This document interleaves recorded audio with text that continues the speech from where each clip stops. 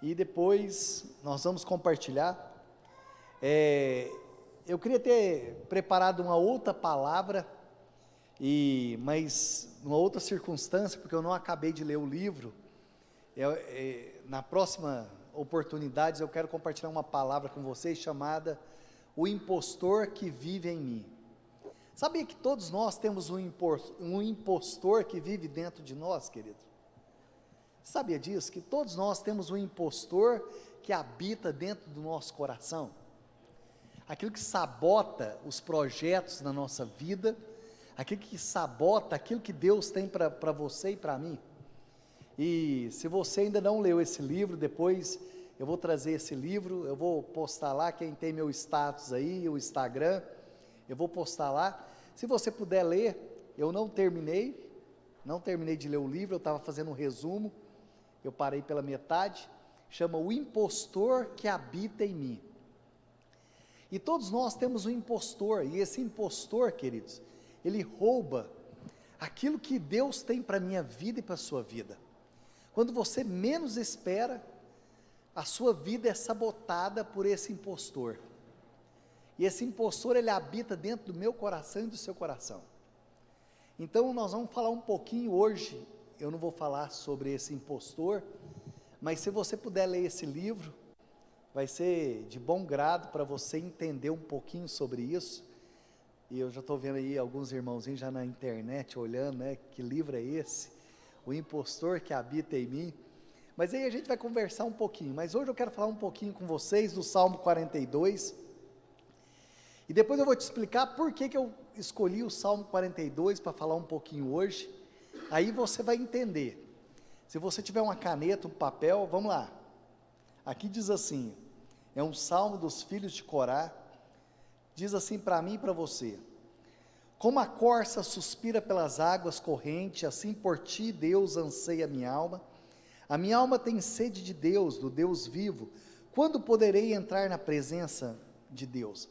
As minhas lágrimas têm sido meu alimento de dia, de noite, porquanto me questiona o tempo todo, onde está o meu Deus? Recordo-me dessas ocasiões, dentro de mim me derrama a alma profundo pranto, e de como caminhava eu junto à multidão, conduzindo em procissão ao rumo da casa de Deus, com cânticos, com júbilo, louvor entre as multidões que festejavam. Por que está abatida a minha alma? Você já fez essa pergunta, queridos? Olha só, por que está abatida a minha alma? Então o salmista, ele faz uma pergunta: por que eu estou triste? É a primeira coisa. Então ele diz assim: por que estou angustiado dentro de mim?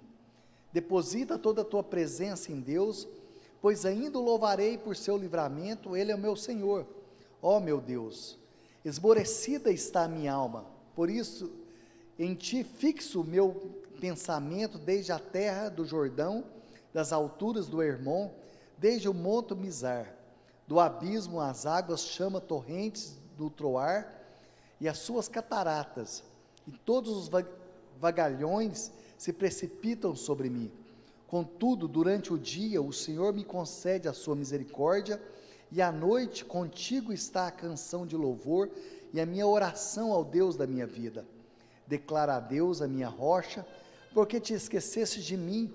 Por que razão caminhar o lamento sem direção? Como uma espada que perfura meu corpo, atinge os ossos, e a aflição produzidas pela zombaria dos meus adversários, questionam sem parar: onde está o teu Deus? Verso 11, presta atenção: por que está tão triste, ó minha alma? Porque está abatida dentro de ti. Põe a tua esperança em Deus, porque ainda o louvarei perpetuamente. Mas por que está abatida a minha alma? Senhor, nós queremos te louvar nessa noite, queremos te agradecer. Obrigado, meu Deus, porque podemos sentir a tua presença aqui nesse lugar. Obrigado pela tua palavra, obrigado pela tua oportunidade, por tudo que o Senhor tem feito aqui nesse lugar, em nome de Jesus. Queridos, esse salmo é um salmo muito interessante, porque aqui o salmista, ele começa a questionar algumas coisas, e uma das coisas que ele começa a questionar é: por que está abatida a minha alma? Por que eu estou triste? Talvez nós vivemos algumas circunstâncias na vida, queridos, que nós deparamos, nós estamos tristes. Se você não sabe, a primeira coisa que rouba a nossa alegria são pessoas, relacionamentos. Segunda coisa, são perdas. E terceira coisa que rouba a nossa alegria são circunstâncias da vida. Mas a primeira coisa que vem roubar a nossa alegria são pessoas. Pessoas que você convive, pessoas próximas a você.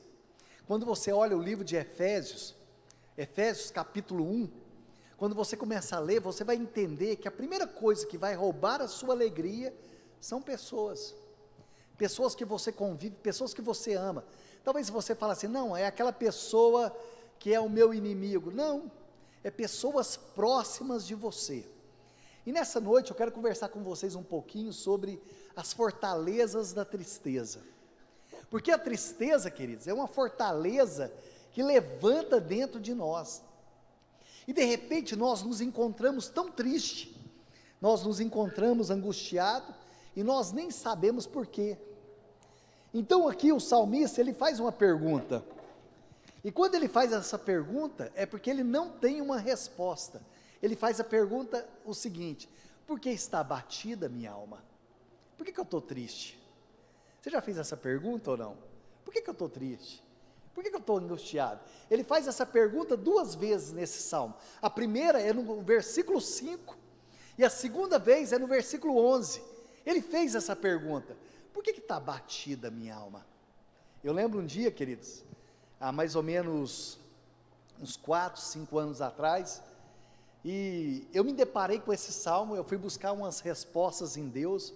Eu lembro que nós estávamos ali na Marcha para Jesus, ali na Praça Getúlio Vargas, talvez foi uma das marchas mais bem sucedidas, tal. Nós estávamos ali em cima daquele carro ali, cantando, tal. Eu estava ali em cima daquele carro, estava tudo muito alegre, queridos. E de repente terminou aquela marcha para Jesus, eu fui pegar meu carro, eu voltei para a Praça Getúlio Vargas. Quando eu cheguei na praça, não tinha ninguém. Eu olhei para um lado, olhei para o outro, e de repente bateu uma tristeza no coração. Eu entrei dentro do carro, sentei. Queridos, parece que eu queria chorar naquele momento, eu não entendia porquê. E aí eu fiz uma pergunta para Deus, fiz assim: por que está batida a minha alma? Aparentemente estava tudo legal, né? Foi um sucesso, a gente cantando, dançando, vamos fazer uma ola, tal, vamos fazer uma ola. Estava aparentemente tudo normal.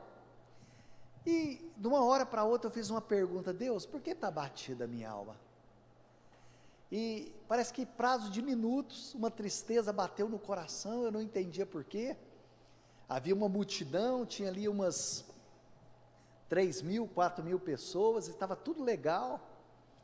Mas quando eu voltei para casa, entrei no carro, eu estava sozinho no carro.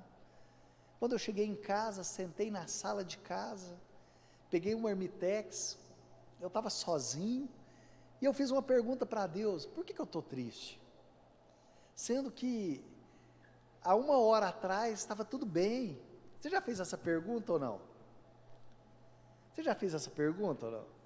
Por que eu estou triste? Por que eu estou angustiado? E aqui o salmista, ele faz essa pergunta. Mas o que traz tristeza? O que levanta? Porque a tristeza é uma fortaleza que levanta dentro do coração, queridos. É algo que vai levantando dentro de nós, e de repente, eu não sei, talvez você que está em casa, ou você que está aqui nesse lugar, eu não sei se você já deu vontade de chorar, sem ter um motivo. De repente você está em casa, você olha para um lado, dá uma vontade de chorar. Então eu descobri através desse salmo, o que traz tristeza dentro do nosso coração?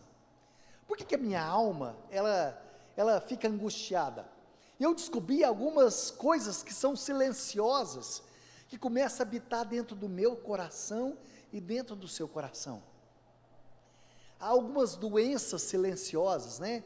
Talvez a crise de ansiedade, preocupação exagerada, síndrome do pânico, depressão, angústia. E hoje, são doenças que têm entrado dentro do meu e do seu coração, queridos. São doenças emocionais que têm tomado, e uma delas é a tristeza. Por que eu estou triste? Por que eu estou angustiado?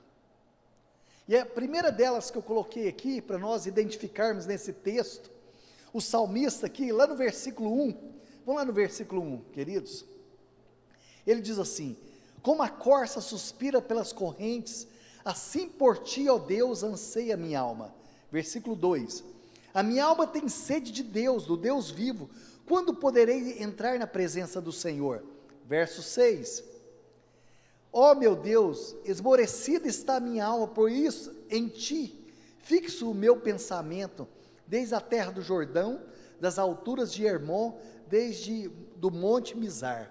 A primeira coisa que eu vejo, aqui que traz tristeza no coração, a ausência de Deus. Aqui o salmista ele diz, a minha alma anseia pela presença do Senhor. Então essa ansiedade pela presença de Deus. Então a primeira coisa que eu vejo, a primeira coisa, a tristeza nos domina quando nos distanciamos de Deus. Queridos, nós podemos estar aqui a cada reunião, nós podemos estar reunidos ali na célula, em cada reunião, mas o nosso coração pode estar distante do Senhor. De repente nós ligamos no automático, nós viemos aqui no sábado, no domingo, nós vamos na célula, mas o meu coração pode estar distante de Deus. E a primeira coisa, esse salmista, ele fala assim, o meu coração anseia pela presença do Senhor. Então a primeira coisa que eu coloquei aqui para nós meditarmos hoje, quando nós estamos distante de Deus. Talvez eu possa estar aqui nessa noite, queridos, até mesmo pregando. E quantas pessoas eu vejo, que às vezes falam assim, não, eu canto, talvez eu possa estar aqui dançando, falo assim, mas eu não sinto a presença do Senhor. Isso é algo que pode acometer o seu e o meu coração. Eu posso estar pregando, sabe, queridos, talvez uma pessoa fale assim para mim, Eltinho, você prega? Eu prego. Mas eu ligo no automático, queridos, eu falo de algo que eu não estou vivendo. Isso é muito triste. Então eu anseio, então ele fala assim como a corça anseia pelas águas, a minha alma anseia pelo Senhor. Então uma das coisas que traz tristeza no coração, é você ficar longe do seu Criador. Porque o coração do homem, ele anseia por Deus. Há uma diferença, queridos, entre restaurar e reformar. Talvez você fale assim, eu não sei aqui quem já teve um carro antigo, né? Alguém que já teve um Fusca, uma Brasília, alguém já teve ou não? Um Fusca, uma Brasília, né? Esses carros mais antigos. Então quando você leva no mecânico, o mecânico te pergunta, você quer restaurar ou você quer reformar? Restaurar, queridos, é quando você volta ao original. Reformar, você pode colocar outra peça de outro carro, mas Deus, ele não reforma, Deus, ele restaura, amém? E nesses dias, Deus quer restaurar o meu e seu coração. O homem anseia pela presença do Senhor. Eu falo que desde a queda ali, desde o Éden, o homem anseia pela presença do Senhor, porque eu e você, nós fomos feitos para ter um relacionamento com o Senhor. Então a primeira coisa, quando o homem ele não busca o seu Criador, quando o homem não tem um relacionamento com Deus, eu não sei você, queridos, mas hoje eu fico pensando, né, se hoje eu não estivesse aqui, eu fico pensando, Deus, eu não consigo mais viver sem a sua presença. Eu não sei você, queridos, você consegue se ver longe da presença do Senhor? Eu não consigo, eu vou ser sincero. Às vezes eu olho e falo assim, gente, como que as pessoas conseguem viver longe de Deus? Eu não consigo viver, sabe, sem ler a palavra do Senhor, eu não consigo mais viver sem orar, eu não consigo mais parece que a vida não faz sentido. Às vezes eu faço essa pergunta, falo, Senhor, como que as pessoas conseguem viver longe de Ti? Sabe, parece que um minuto longe da presença do Senhor já me dá saudade. Então a primeira coisa que traz tristeza no coração é se distanciar da presença dEle. Vamos lá, segunda coisa que traz tristeza no coração. A tristeza nos domina quando nós nos alimentamos o que? Dela. Você já viu uma pessoa que alimenta da tristeza?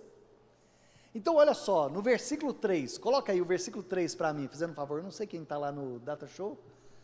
As minhas lágrimas têm sido meu alimento. Já viu aquela pessoa que alimenta de tristeza? Todo dia fica lembrando só de coisas ruins, queridos. Tem gente que só lembra coisas ruins, só fala de tristeza, só consegue ver coisas, né, negativas.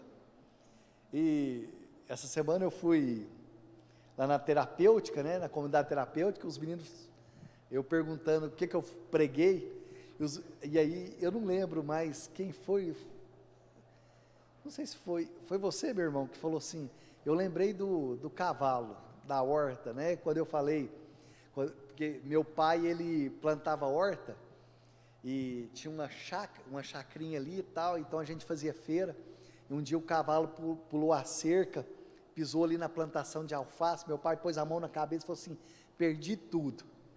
Eu lembro que eu olhei e falei assim, oba, ganhei um cavalo. Tudo depende da forma que você vê a vida. Sabe, queridos, eu fico olhando, tem gente que consegue ver a vida de uma forma diferente. Como que você tem olhado as circunstâncias da vida? Eu fico olhando, né? Há uma diferença entre você fazer e você fluir na vida. Eu olho, esses dias, essa semana uma pessoa me perguntou, falou assim, você ainda está fazendo célula, queridos? Eu faço célula tem 26 anos, olha aqui para mim. Sabe o que é fazer célula 26 anos, querido? 26 anos. Às vezes eu viro para a Bruna e falo assim, fulano já passou, encontro com alguém, né, Bruno? Ih, já frequentou a célula, já frequentou a célula, já frequentou a célula, já frequentou a célula, já frequentou a célula. Sabe, querido, sabe quantas pessoas passaram ali e já ouviram a palavra? Júnior, você frequenta a célula tem quanto tempo, meu irmão? Você lembra ou não? Uns 12? Queridos, foi muitas águas que passaram debaixo da ponte, não foi, Júnior? Queridos, tem dia que você chega lá, tem 30, tem 40, tem 50, tem dia que você chega, tem 5, aí você fala assim, e nem por isso, queridos, a gente deixa de fazer, a gente prega na mesma intensidade, tem dia que tem 3, tem 4, tem dia que tem 30, tem dia que tem 50, tem dia que, sabe, querido, a vida é assim, mas aquilo que motiva a nossa vida, o que motiva o seu coração? Olha aqui para mim, só um minutinho. O que significa a palavra cultuar? Deixa eu ver. Ninguém sabe o que é cultuar? A gente faz culto para quem? Vamos lá, gente. É para Deus. O culto é para quem? É para o Senhor. Um dia uma pessoa falou assim, eu acho que o culto tem que... Eu falei assim, eu não estou fazendo culto para você. A pessoa falou para mim, eu acho que o culto está demorando demais. Eu falei assim, quem falou que eu estou fazendo culto para você? O culto não é para você. O culto é para Deus, não é para você. Às vezes a gente entende de uma forma diferente, errada, né? A pessoa chegou em mim e falou assim, olha, deixa eu só te dar uma sugestão. E eu acho que o culto está demorando demais. Eu falei assim, você acha que o culto está demorando? Eu falei assim, é porque eu tenho que voltar. Eu falei assim, mas o culto não é para você. O culto é para quem? Para Deus. O culto não é para você. Nós estamos aqui para cultuar quem, queridos? O Senhor. A Ele toda honra, toda glória. A Ele pertence todas as coisas. Então, segunda coisa, né? Quando nós alimentamos das tristezas da vida. Tem pessoas que ficam alimentando das tristezas, das perdas, das angústias, das decepções, dos ressentimentos. Então, segunda coisa que eu vejo aqui no salmista, o que traz tristeza? Quando você coloca os seus olhos somente nas coisas ruins dessa vida. Então, há uma diferença quando nós começamos a mudar o nosso foco. Vamos lá, terceira coisa que eu coloquei aqui para nós meditarmos na palavra do Senhor. Vamos lá, terceira coisa, a tristeza nos domina quando damos ouvido à voz do sofisma. O que é sofisma, pastor? Mentiras com aparência de verdade. Você já viu aquelas coisas que é mentira e com aparência de verdade? Todo mundo, quando a gente olha, e a gente começa a colocar os nossos olhos nas coisas erradas. E mais do que nunca, queridos, hoje eu estava fazendo algumas pesquisas e tal.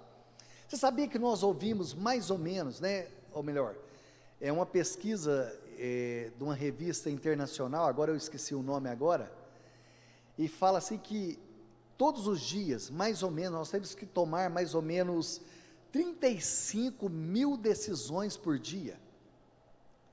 Já parou para analisar? 35 mil decisões por dia. A nossa vida, ela é feita o quê? De decisões. E como é que nós vamos tomar decisões sábias nesses dias?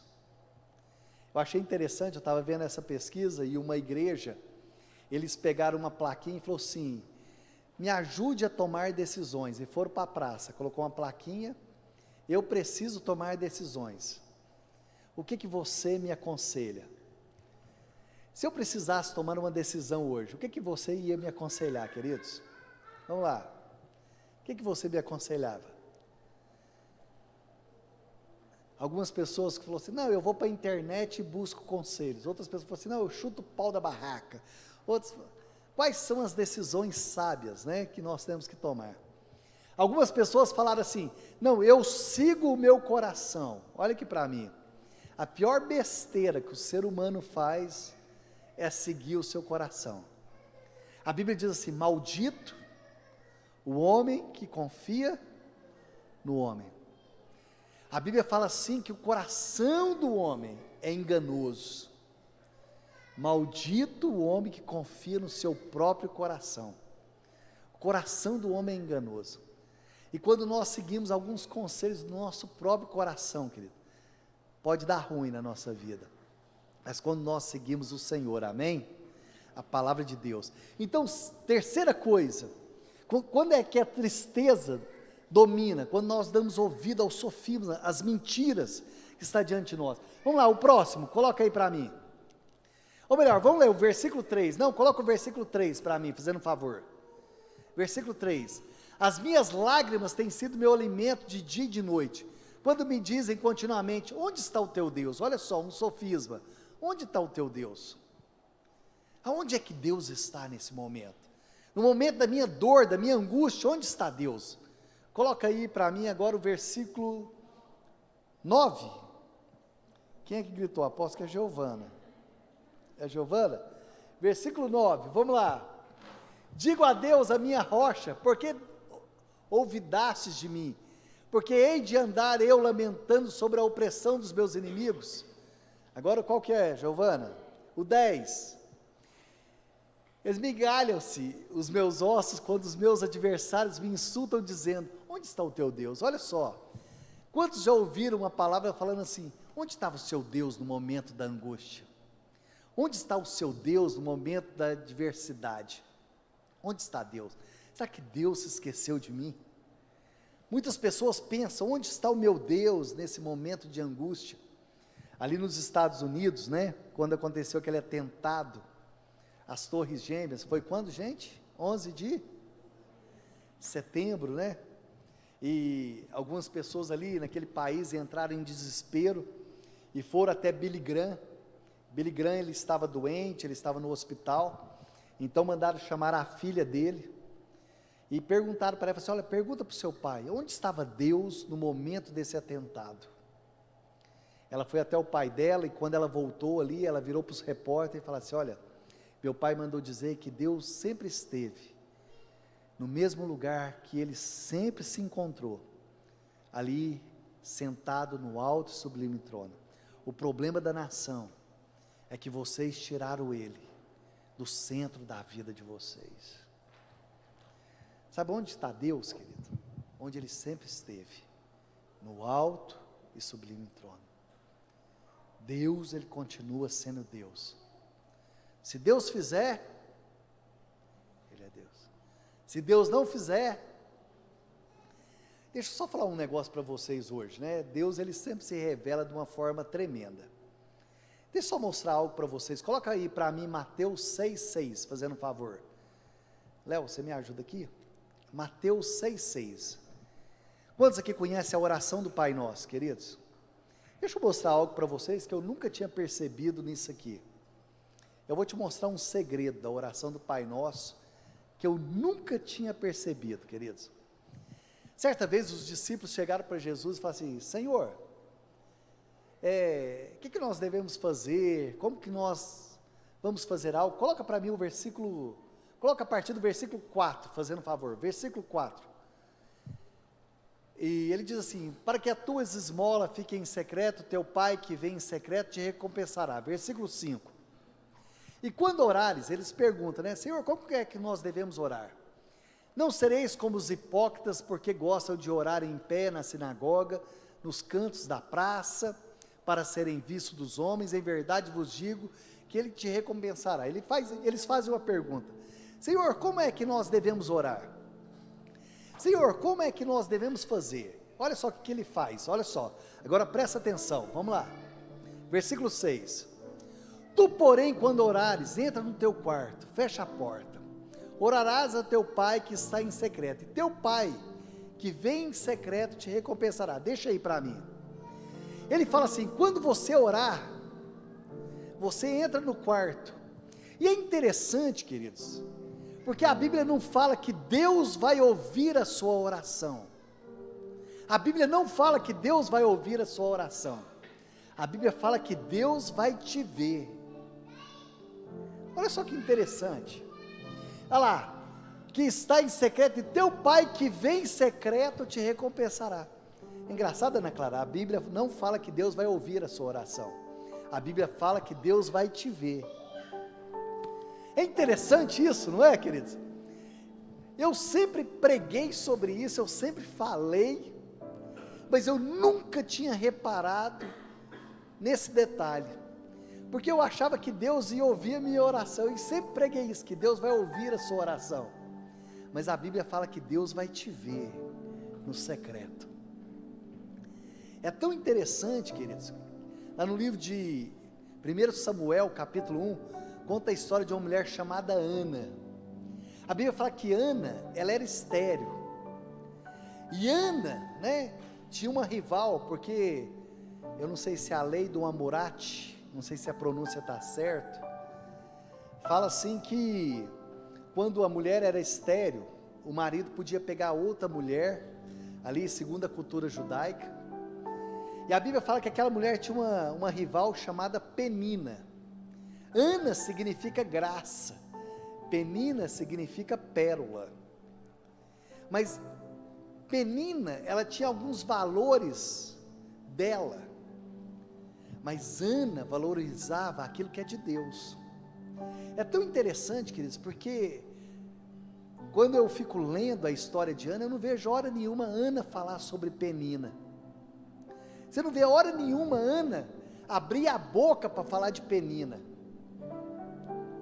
Por mais que Penina, ela mexia com Ana, né?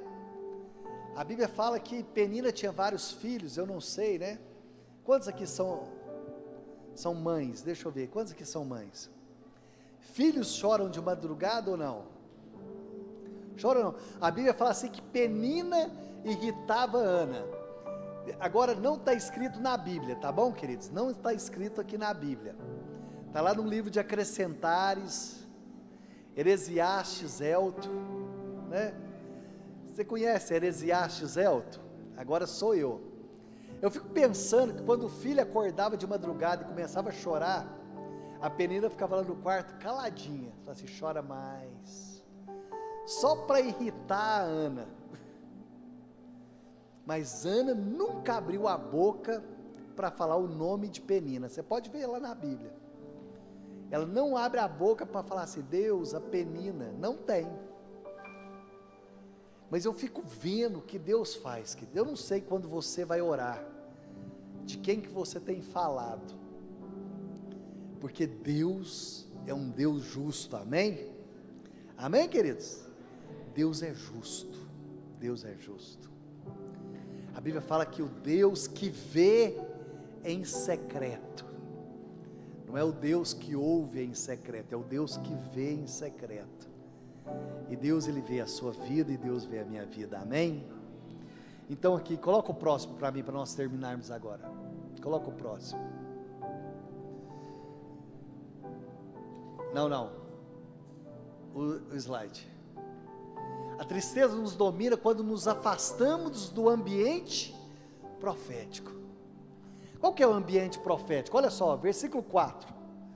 Qual que é o versículo 4? Ele diz assim: lembro-me dessas coisas e dentro de mim me derrama a alma, de como passava eu com a multidão de povo e os guiava em procissão à casa de Deus, entre gritos de alegria e louvor à multidão.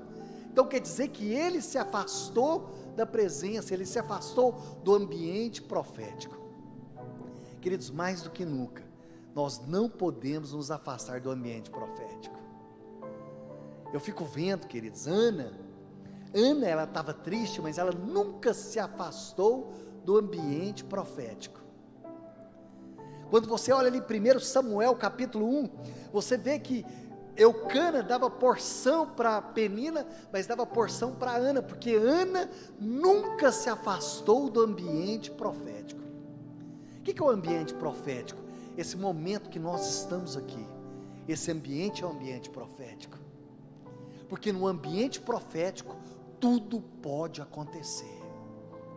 Eu não sei você, queridos, mas você já viu quando você se ausentou por algum motivo, de alguma reunião, alguém chegava para você e falava assim: nossa, mas ontem você devia ter ido. E às vezes a gente quer contar o que aconteceu, mas não tem como. Às vezes a pessoa fala: deve ter sido só mais uma reunião. O ambiente profético, tudo pode acontecer, queridos. O Senhor pode mudar. O que é o ambiente profético? É nós estarmos aqui. Enquanto nós estamos aqui, o mundo espiritual ele está se movendo. Esse é o ambiente profético. Ele fala assim: eu lembro quando eu ia para a casa de Deus, porque quando eles iam para Jerusalém, eles iam cantando, dançando, louvando. Isso é um ambiente profético. Eu fico olhando. Sabe quando você sabe que você envelheceu, queridos? Esse dia uma pessoa virou para mim e falou assim: eu tenho saudade. Eu tenho saudade daquelas reuniões que nós ficávamos até de madrugada. Eu falei: sabe por que você tem saudade?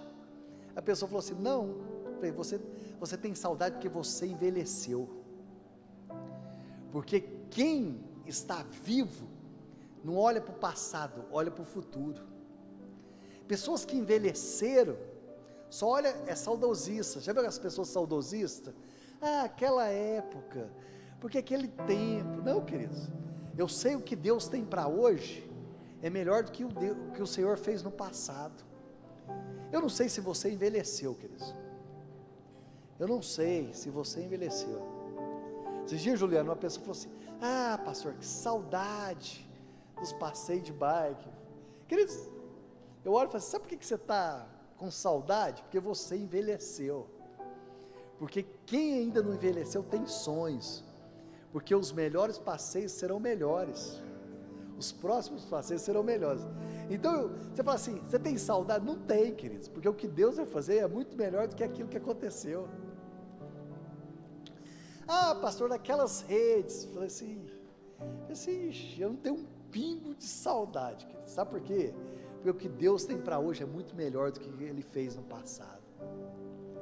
É muito melhor. Eu ainda não envelheci. Se você envelheceu, eu ainda não envelheci, queridos. A minha alma anseia pelo Deus vivo. E para terminar, queridos, coloca aí para mim, para terminar. Quem está lá no Data Show. A tristeza nos domina quando entramos o quê? Em cadeias de pecado. Versículo 7, coloca aí para mim. Um abismo chama outro abismo. Um abismo chama outro abismo. Então, queridos, quando é que nós entramos nessa fortaleza da tristeza? A primeira coisa que eu coloquei: quando nos distanciamos de Deus, quando alimentamos ela dentro de nós, quando inventamos sofisma, quando saímos do ambiente profético.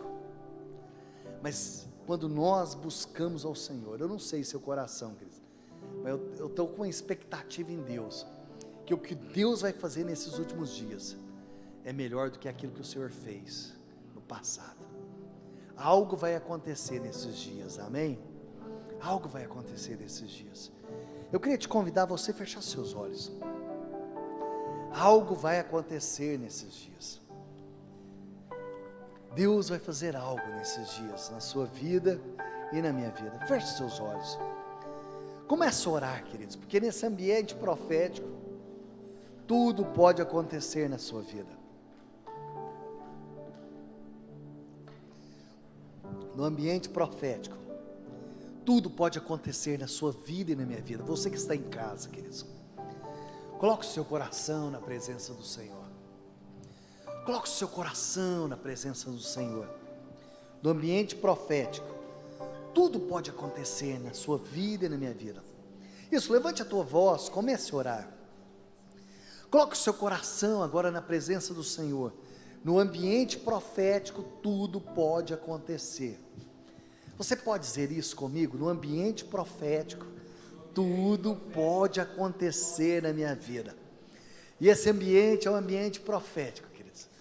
Por isso, comece a orar, comece a colocar o seu coração na presença do Senhor. Sabemos que o Senhor está aqui nesse lugar. Isso, levante a tua voz, você que está em casa. Nesse ambiente profético, tudo pode acontecer na nossa vida. Nesse ambiente profético, milagres podem acontecer na minha vida. Nesse ambiente profético, milagres podem acontecer dentro do meu e do seu coração. Senhor, sabemos que o Senhor está aqui nesse lugar.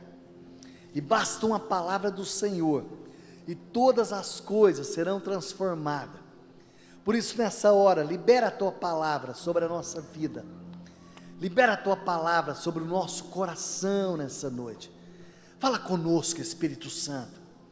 Você pode pedir para Ele, queridos. Fala, Senhor, fala comigo nessa noite. Diga assim para Ele nessa noite, queridos. Te louvamos, Senhor.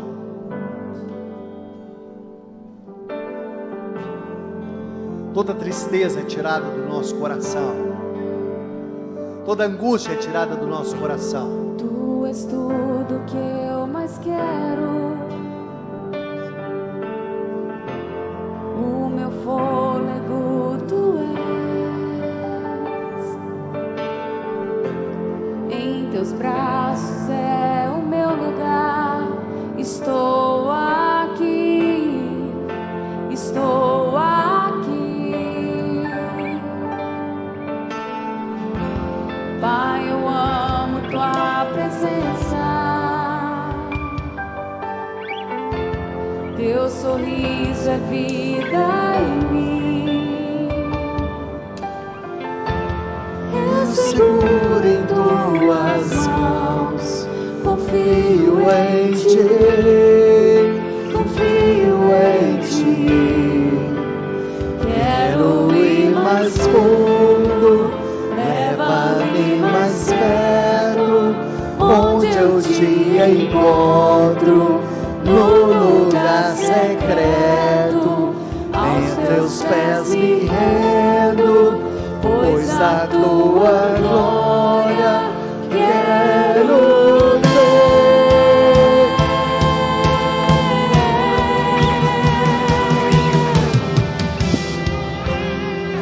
Você pode levantar suas mãos aos céus comigo, queridos? Vamos terminar essa reunião adorando ao Senhor. Você que está em casa, levante as tuas mãos proféticas ao Senhor. No ambiente profético, tudo pode acontecer na nossa vida.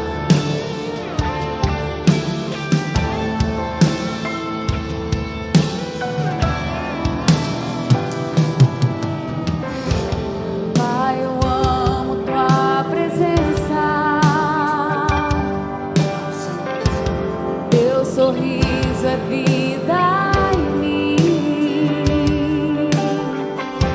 Eu seguro em tuas mãos. Confio em ti. Confio em ti. Quero ir mais fundo, leva-me mais perto, onde eu te encontro, no lugar secreto. Aos teus pés me rendo, pois pois a tua glória quero ver.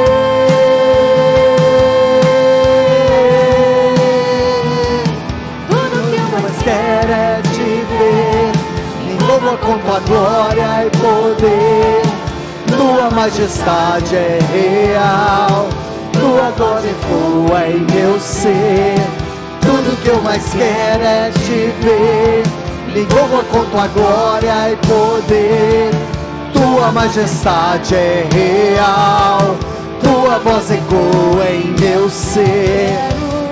Mais fundo, leva-me mais perto, onde eu te encontro, no lugar secreto, aos teus pés me rendo, pois a tua glória quero ver.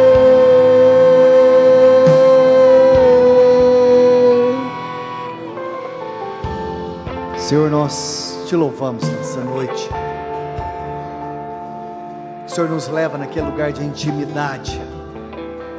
Tira de nós, Senhor, toda tristeza, toda angústia, toda depressão. Mas queremos ir no lugar de intimidade. Leva-nos às recâmaras, Senhor, onde o Senhor está. Fortalece a nossa vida, a nossa caminhada. Que o Senhor leva-nos naquele lugar de intimidade com o Senhor. Tira de nós todo medo, toda incerteza, em nome de Jesus. Queridos, que o Senhor te abençoe, que o Senhor te guarde. E amanhã eu te espero às 9h30 e às 18 horas. O Senhor te abençoe. Você pode dizer ao Senhor nessa noite: com tua glória e poder, tua majestade é real,